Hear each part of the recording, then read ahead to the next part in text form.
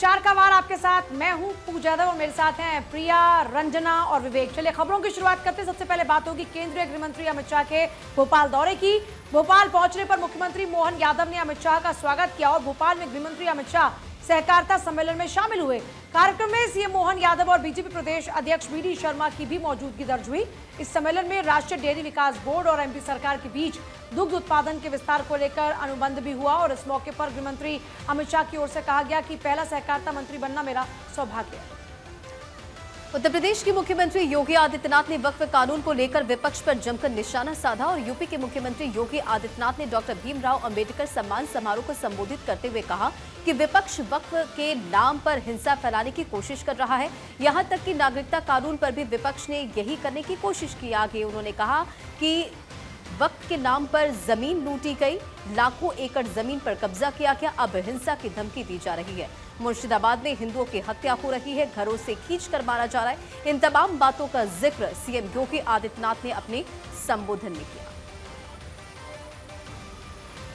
आप सब जानते हैं बांग्लादेश में जो भी हिंदू है, जो प्रताड़ित हो रहा है, जो पीड़ित है, ये सभी दलित हिंदू हैं। न कांग्रेस ने, न समाजवादी पार्टी ने, न ममता बनर्जी ने, किसी ने भी उनके पक्ष में आवाज नहीं उठाई। उठाई तो केवल भारतीय जनता पार्टी ने उठाई और भारतीय जनता पार्टी इस बात के लिए प्रतिबद्ध है कि हमें हर हिंदू की रक्षा करनी है और इसी के लिए सिटीजनशिप अमेंडमेंट एक्ट भी बनाया। इसका विरोध करने वाले कौन लोग हैं? ये वही लोग हैं जो कांग्रेस के रूप में, समाजवादी पार्टी के रूप में गुमराह करने का काम कर रहे हैं। मुर्शिदाबाद 3 हिंदुओं की निर्मम हत्या हुई, उनके घरों से खींच करके उनकी हत्या हुई। और ये सब कौन है?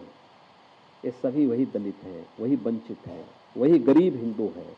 इन्हें भय है कि दलितों को, वंचितों को, गरीबों को अगर ये हाई राइज बिल्डिंग मिल जाएगी तो इनका तो वोट बैंक समाप्त हो जाएगा। ये गुमराह करने की इनकी राजनीति हमेशा के लिए समाप्त हो जाएगी। इसलिए लोग हिंसा भड़का रहे हैं, हिंसा का रास्ता अपना रहे हैं। पंजाब के जालंधर से एक बड़ी खबर सामने आ रही है। पंजाब पुलिस के हाथ एक बड़ी कामयाबी लगी है। पुलिस ने पंजाब को दहलाने की साजिश को नाकाम कर दिया।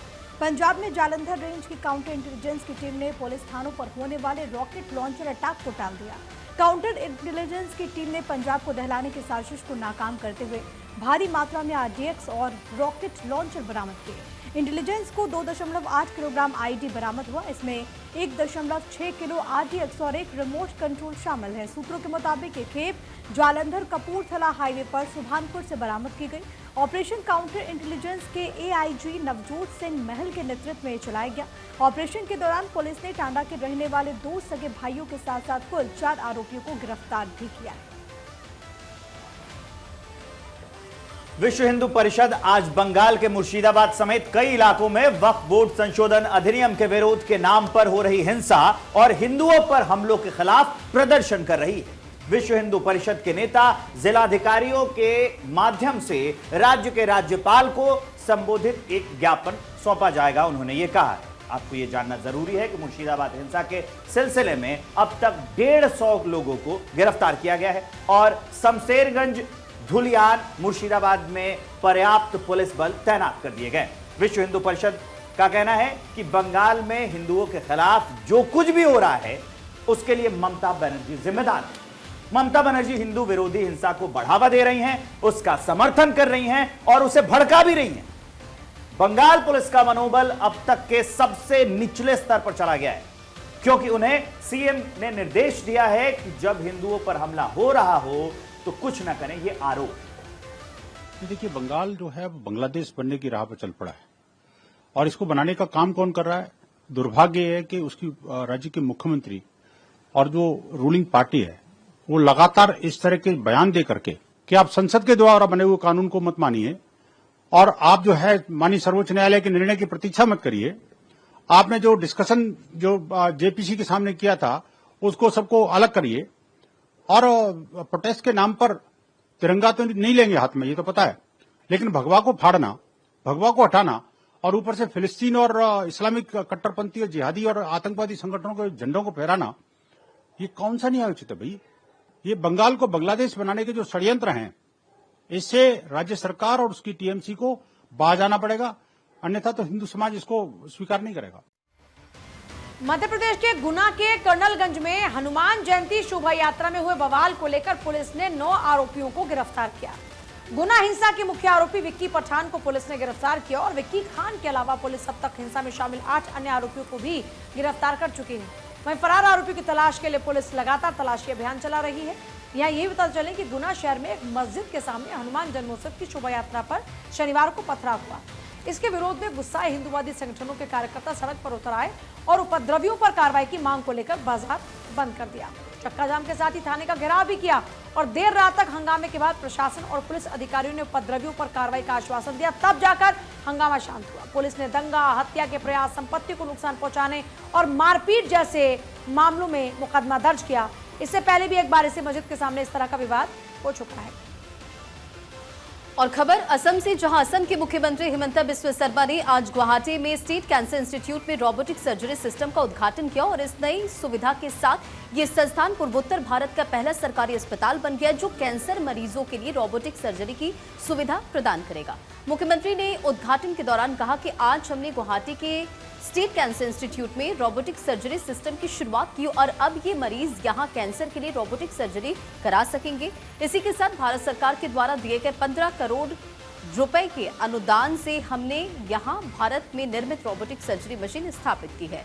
आपको बताते चलिए कि सिलचर और डिब्रूगढ़ में भी इस तरह की सुविधाएं उपलब्ध कराई जा रही है और इस कदम को असम में कैंसर देखभाल को सशक्त बनाने की दिशा में एक महत्वपूर्ण पहल माना जा रहा है। और ये रोबोटिक सर्जरी सिस्टम असम सरकार और आपको बताते चले कि टाटा ट्रस्ट की संयुक्त साझेदारी का हिस्सा है, जिसके तहत राज्य में दक्षिण एशिया का सबसे बड़ा कैंसर देखभाल नेटवर्क स्थापित करने की योजना है। और इस परियोजना के तहत असम में 17 कैंसर अस्पताल बनाए जाने की योजना है जो मरीजों को उनके घरों के नजदीक किफायती और इसी के साथ साथ स्टैंडर्डाइज्ड ट्रीटमेंट प्रदान करेगी।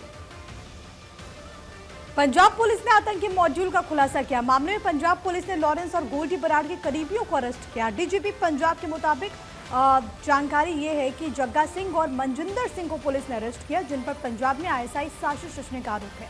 पुलिस ने दावा यह किया कि दोनों की गिरफ्तारी के बाद आईएसआई का प्लान पूरी तरह से फेल हो गया। उत्तराखंड में तहसील और शहरों के नाम बदले जाने के बाद अब मुख्यमंत्री पुष्कर सिंह धामी ने कई स्कूलों के नाम बदलने की भी घोषणा कर दी है। मुख्यमंत्री पुष्कर सिंह धामी ने स्कूलों के नाम शहीदों और महापुरुषों के नाम पर रखने की घोषणा की। सीएम धामी के मुताबिक स्कूलों का नाम शहीदों के नाम पर रखना उन्हें सच्ची श्रद्धांजलि देना।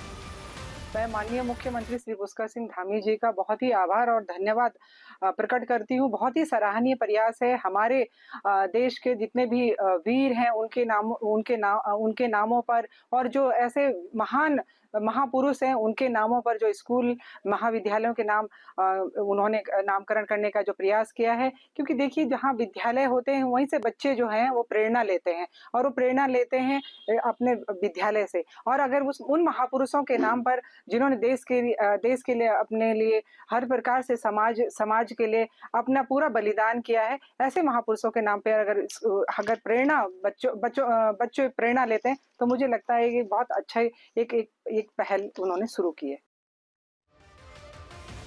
और पूर्व केंद्रीय मंत्री कपिल सिब्बल ने केंद्र सरकार पर कांग्रेस को कमजोर करने के आरोप लगाए हैं। कपिल सिब्बल ये कह रहे हैं कि सरकार प्रवर्तन निदेशालय यानी कि ईडी के जरिए नेशनल हेराल्ड अखबार की संपत्ति को जब्त करने की कोशिश कर रही है।